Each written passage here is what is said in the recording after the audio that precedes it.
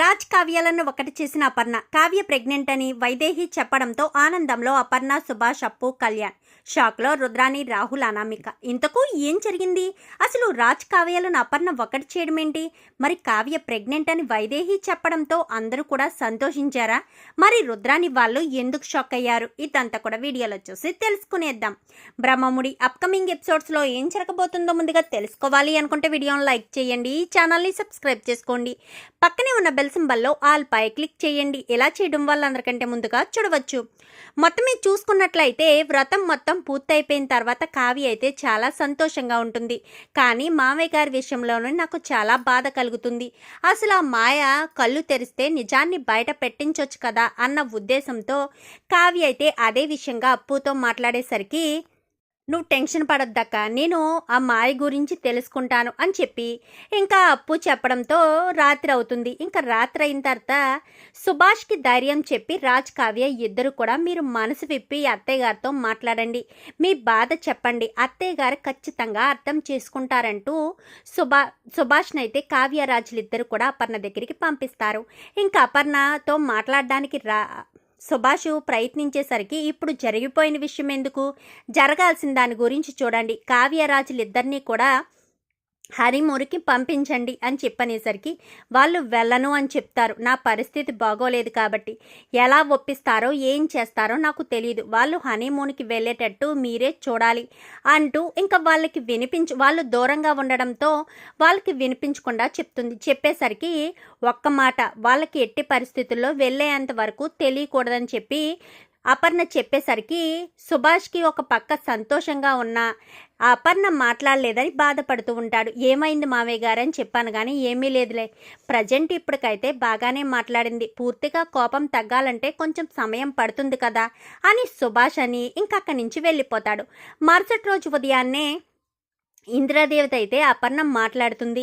ఏమంటారు అత్తయ్య, వాళ్ళిద్దరినీ ఒకటి చేయాలనుకుంటున్నాను, హనీమూన్కి పంపిస్తే బాగుంటుంది కదా అని చెప్పాను కానీ అది నిజమే అపర్ణ, కానీ వాళ్ళిద్దరికీ మొదటి రాత్రి అవ్వలేదు కాబట్టి ఇక్కడే ఆ శుభకార్యం పూర్తి చేసిన తర్వాతే హనీమూన్కి పంపించాలి అని చెప్పాను కానీ సరే అత్తయ్య గారు, వెంటనే పంతులు గారిని పిలిపించి శాంతి ముహూర్తం పెట్టించండి అని చెప్పనేసరికి, మరి నీ ఆరోగ్యం ఇప్పుడు ఎలా ఉంది కదా అపర్ణ, వాళ్ళు ఇప్పుడు ఒప్పుకుంటారా అని చెప్పాను కానీ ఆరోగ్యాన్ని ఏముందిలే అత్తయ్య, ఇంట్లో మంచి పనులు జరుగుతుంటే ఆరోగ్యం దాని అంతటదే కుదుట పడుతుంది అని చెప్పి ఇంకా అపర్ణ చెప్పేసరికి వెంటనే పంతులు గారికి అయితే ఫోన్ చేస్తుంది ఇందిరాదేవి.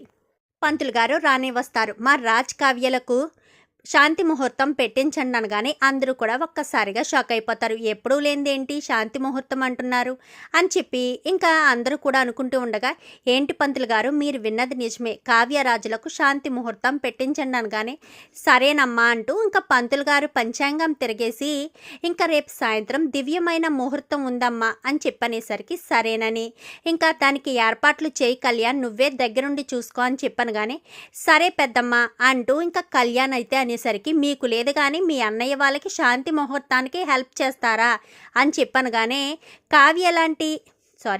వదిన లాంటి అర్థం చేసుకునే భార్య ఉంటే దేవరికైనా సంతోషం కలుగుతుంది, నేను నిన్ను ప్రేమించి పెళ్లి చేసుకున్నప్పటికీ కూడా నేను నీతో సంతోషంగా లేను, వాళ్ళైనా సంతోషంగా ఉండనివ్వు అని చెప్పి ఇంకా అక్కడి నుంచి కళ్యాణి వెళ్ళిపోతాడు. ఇంకా మరుసటి రోజు రాత్రికి అన్ని ఏర్పాట్లు కళ్యాణి దగ్గరుండి అన్నీ కూడా చూసుకుంటాడు.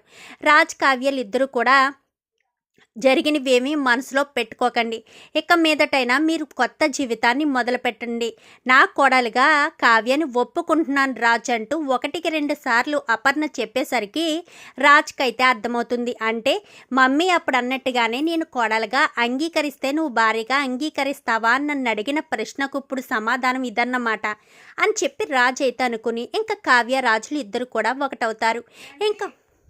ఇంకా మూడో రోజు హనీమూన్కి అయితే టికెట్లన్నీ బుక్ చేసేసి సుభాష్ అయితే అపర్ణకి ఇవ్వబోతూ ఉండగా రాజ్కి ఇవ్వండి అని చెప్పి అపర్ణ చెప్పేసరికి, ఇదిగో రాజ్, హనీమూన్కి మీ మమ్మీ టికెట్లు బుక్ చేయమన్నారని చెప్పాను కానీ ఎందుకు మమ్మీ ఇవన్నీ, ఇప్పుడు నీ ఆరోగ్యం బాగోలేదు కదా అని చెప్పాను కానీ నా ఆరోగ్యానికి ఏముంది, నువ్వు కావ్య సంతోషంగా ఉంటే నేను ఆరోగ్యంగా ఉంటాను, మా జీవితం ఎలా ఉన్నా కానీ నువ్వు కావ్య మాత్రం సంతోషంగా ఉండాలి, ఇప్పటికే కావ్య నీ వల్ల నా వల్ల నష్టపోయిన జీవితం చాలు అని చెప్పి అపర్ణ చెప్పగానే సరే అత్తయ్య అని చెప్పి ఇంకా కావ్య రాజ్ ఇద్దరు కూడా బయలుదేరతారు. ఇంకా హనీమూన్కి వెళ్ళిన తర్వాత నుంచి కూడా అనామిక గొడవ పెట్టుకోవాలని ప్రయత్నం చేద్దాం అనుకుంటుందే కానీ శైలజ చెప్పిన మాటలు జ్ఞాపకం చేసుకుని ఇప్పుడు ఏం మాట్లాడకూడదు, ఎంత సైలెంట్గా ఉంటే అంత మంచిది, కావ్య వచ్చేలోపు ఇంట్లో అందరినీ నేను నా వైపుకు తిప్పుకోవాలని కావ్య వెళ్ళినప్పటి నుంచి కూడా అనామిక ఇంట్లో పనులన్నీ కూడా చకచకా చేసేస్తూ ఉంటుంది. ఎప్పుడు అలా చూడని కళ్యాణ్ కూడా షాక్ అయిపోతాడు. ఇంకా హనీమూన్కి వెళ్ళిన జంట రానే వస్తుంది. ఏంటి కావ్య ఎలా ఉందని చెప్పాను కానీ బాగానే ఉంది అత్తయ్య గారు, మీ ఆరోగ్యం ఎలా ఉందని చెప్పాను కానీ నువ్వు వచ్చేసావు కదా, ఇక నా ఆరోగ్యం బాగానే ఉంటుంది అని చెప్పి అపర్ణ అయితే కావ్యను చాలా దగ్గరగానే తీసుకుంటుంది. అప్పుడప్పుడు గసిరినా కానీ కావ్యను మాత్రం చాలా ప్రేమగా కొత్త కొత్త నగలు చేయించడం చాలా సంతోషంగానే ఉంటారు. ఇంకా 2 నెలలు గడిచేసరికి అపర్ణ పూర్తిగా కోలుకుంటుంది. కావ్య అందరికీ కూడా కాఫీలు ఇస్తూ ఉండగా ఎందుకు నువ్వు ఇవన్నీ చేస్తున్నావు, అనామిక ఇంట్లో పనంతా కూడా చకచకా చేస్తుంది కదా అంటూ అపర్ణ మాట్లాడేసరికి పర్వాలేదు అత్తయ్య గారు, ఇంట్లో వాళ్ళకి ఏం కావాలన్నా మొదటి నుంచి నేనే చూసుకోవడం అలవాటు కదా అని కాఫీ ఇస్తూ ఉండగా అప్పుడే రాజ్ అయితే ఆఫీస్కి బయలుదేరతాడు. ఇంకా నేను ఆఫీస్కి వెళ్ళొస్తాను మమ్మీ అని చెప్పాను కానీ టిఫిన్ చేసావా, టిఫిన్ చేసి వెళ్ళు అని చెప్పాను కానీ వెళ్ళి కళావతి వెళ్ళి కావ్య వెళ్ళి రాజ్కి టిఫిన్ పెట్టాను కానీ సరే అత్తయ్య గారు అని చెప్పి రాజ్కి అయితే టిఫిన్ పెట్టడానికి డైనింగ్ టేబుల్ దగ్గరికి వెళ్తుంది. రాజ్ ఒక్కడే హడావుడిగా టిఫిన్ చేస్తూ ఉండగా కావ్య అప్పటికప్పుడే కళ్ళు తిరిగినట్టుగా రాజు చైర్ మీదకైతే రాజు అప్పుడే నించుందామనుకునే లోపే అలా పడిపోవడంతో రాజ్ అయితే పట్టుకుంటాడు. ఒక్కసారిగా మమ్మీ అని పిలిచేసరికి అందరూ కూడా పరుగున వస్తారు. కావ్య ఏం జరిగిందని చెప్పాను కానీ ఏమో మమ్మీ నాకు వడ్డిస్తూ ఇలా పడిపోయింది అని చెప్పాను కానీ సరే రాజ్ ఇలా తీసుకొచ్చి సోఫాలో పడుకోబెట్టు, కళ్యాణ్ వెంటనే డాక్టర్కి ఫోన్ చేయి అని చెప్పనేసరికి సరే పెద్దమ్మ అంటూ డాక్టర్కి అయితే ఫోన్ చేస్తారు. డాక్టర్ వైదేహి రావడంతో చూడండి డాక్టర్ ఎందుకో కావ్య కళ్ళు తిరిగి పడిపోయింది అని చెప్పి ఇంకా అపర్ణే దగ్గరుండి అంటే కావ్య తలను తన ఒళ్ళోనే పడుకోబెట్టుకుని మరీ చూసుకుంటూ ఉంటుంది. ఇంకా వైదేహి వచ్చి చెక్ చేసేసరికి తను ప్రెగ్నెంట్ అని చెప్పాను కానీ ఒక్కసారిగా అపర్ణ చాలా సంతోషపడిపోతుంది. ఏంటి డాక్టర్ మీరు చెప్పేది నిజమా అని చెప్పాను కానీ అవును కంగ్రాచులేషన్స్ రాజ్ గారు, మీరు తండ్రి కాబోతున్నారు అని చెప్పనేసరికి ఒక్కసారిగా అందరూ కూడా షాక్ అయిపోతారు. ఇంకా అనామిక అయితే ఒక్కసారిగా ఏంటిది కావ్య ప్రెగ్నెంట్ అవ్వడం ఏంటి, ఇన్ని రోజులు ఇంట్లో అంతా కూడా నా వైపుకి తిరిగిపోయారు అనుకుంటే ఇప్పుడు కావ్య ప్రెగ్నెంట్ అయిందా, ఇప్పుడు నన్నెవరు పట్టించుకోరు, అసలు నేనంటూ ఉన్నానని కూడా ఎవరు గుర్తించరు, అందరి ఫోకస్ కావ్య మీదకి వెళ్ళిపోతుంది అని చెప్పి ఇంకా అనామిక అయితే అనుకుంటుంది. రుద్రాని అయితే ఒక్కసారిగా షాక్ అయిపోతుంది. కావ్య ప్రెగ్నెంట్ అయిందా, ఇంకా కావ్యని ఇంట్లోంచి బయటికి పంపించడం అస్సలు జరగని పని, మా వదినలో కూడా పూర్తిగా మార్పు వచ్చేసింది, కావ్యను దూరం చేద్దామని రాజ్ కావ్యాలను విడదీ దామని ఎన్ని రకాలుగా నేను ప్రయత్నించినా కానీ ఏది కూడా ఫలితం దక్కలేదు.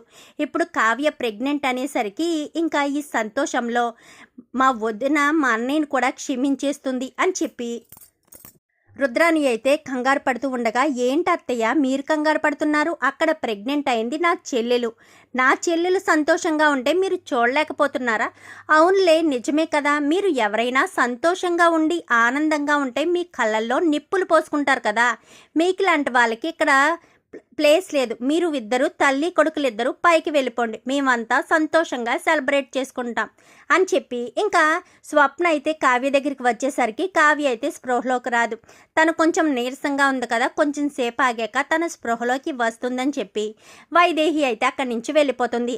ఇంకా అపర్ణ కావ్యను తన ఒళ్ళోనే తల పెట్టుకుని అలానే ఉంచుతుంది. ఇంకా కావ్యకు మెలకు వచ్చి చూసేసరికి అత్తయ్య అంటూ పైకి లేచి కూర్చోగానే ఎందుకు నువ్వు అంత హడావిడి పడుతున్నావు, అసలే నువ్వు ఇప్పుడు ఒట్టి మనిషివి కూడా కాదు అని చెప్పి అపర్ణ అనేసరికి ఒక్కసారిగా కావ్య ఏంటి అత్తయ్య అని చెప్పాను కానీ అవును కావ్య నువ్వు తల్లివి కాబోతున్నావు అంటూ ఇంకా స్వప్న చెప్పడంతో కావ్య చాలా సంతోషపడుతుంది.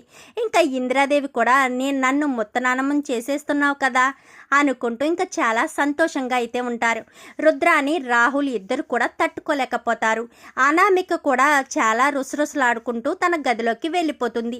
మరి ఇప్పుడు కావ్య ప్రెగ్నెంట్ అయింది కాబట్టి అనామిక రుద్రాని మళ్ళీ చేతులు కలిపి కావ్య ప్రెగ్నెన్సీని పోగొట్టే ప్రయత్నాలు చేస్తారా, అపర్ణ పూర్తిగా మారిపోయింది కాబట్టి కావ్యకు ఏం కావాలన్నా కావ్యని ఎలా చూసుకోవాలన్నా అపర్ణ దగ్గరుండి చూసుకుంటుందా, మరి అపర్ణ సుభాష్ని ఎప్పుడు క్షమిస్తుంది? కావ్య మాయని తీసుకొచ్చి ఎప్పుడు ఈ విషయాన్ని బయట పెడుతుంది? ఇదంతా కూడా రాబోయే ఎపిసోడ్స్లో చూసి తెలుసుకునేద్దాం. మా వీడియో కనుక మీకు నచ్చినట్లయితే వెంటనే లైక్ చేసి మా ఛానల్ని సబ్స్క్రైబ్ చేసుకుని పక్కనే ఉన్న బెల్ సింబల్లో ఆల్ పై క్లిక్ చేయండి. ఎలా చేయడం వల్ల అందరికంటే ముందుగా చూడవచ్చు.